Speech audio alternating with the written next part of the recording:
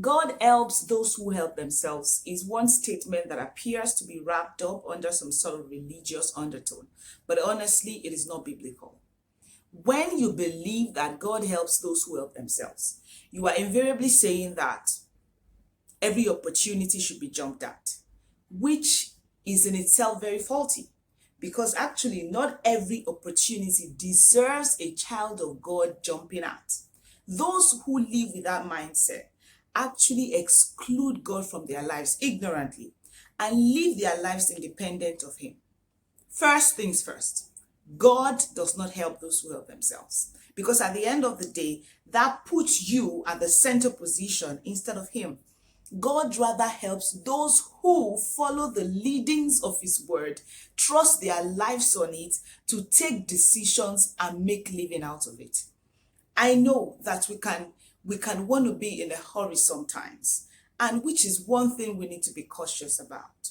When the voice comes to you as do it fast and do it now, it means it's time to take it calmly. Because when you do anything in a hurry, you are most likely going to miss the track. King Saul in the Bible, for instance, in a bid to wanting to help himself and help God in the process, he ended up being rejected. While he was giving his recount to Prophet Samuel, he said, the people were deserting him. He said the Philistines were already gathering. He also said that Samuel didn't come at the time he expected him to come. Those sounded like logical reasons for him to take the decision he took, as recorded in the Bible.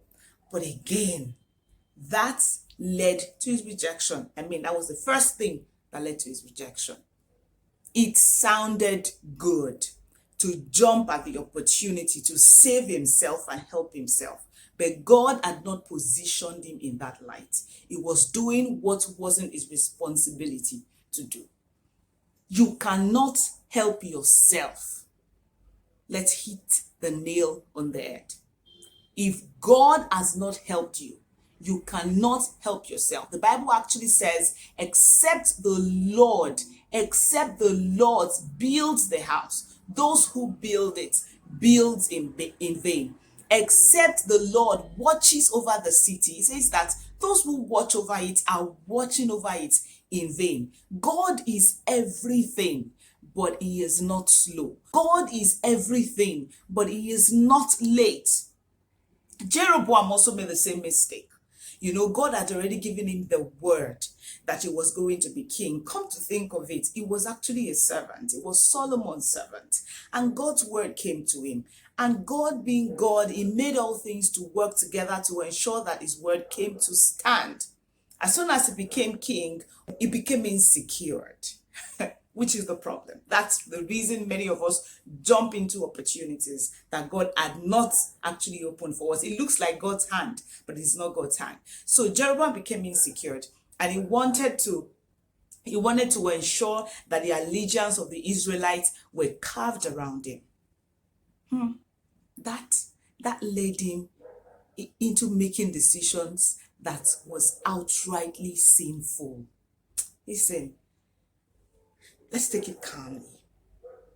Our lives, if you are a child of God, if you are a daughter of the kingdom, you can't run at the same pace with others.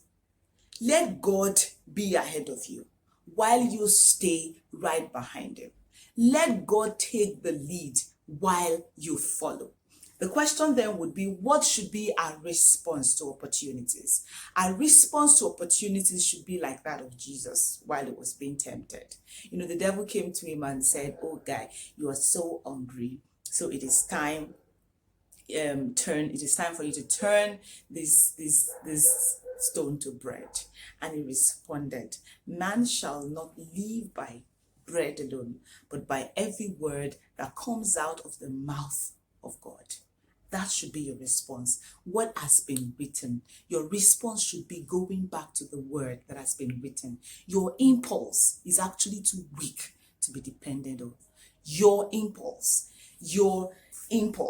is too weak to be depended on. Let your dependence be that what has the Lord spoken? What has been written concerning this issue?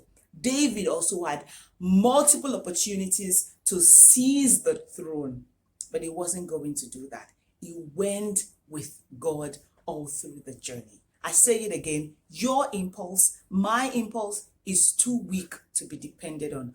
God does not help those who help themselves. He helps those who depend on his word and who hang their lives on it. That's who he is. That's who he's going to continue to be. That's it for today.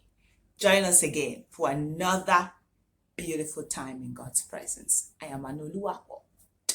Bye.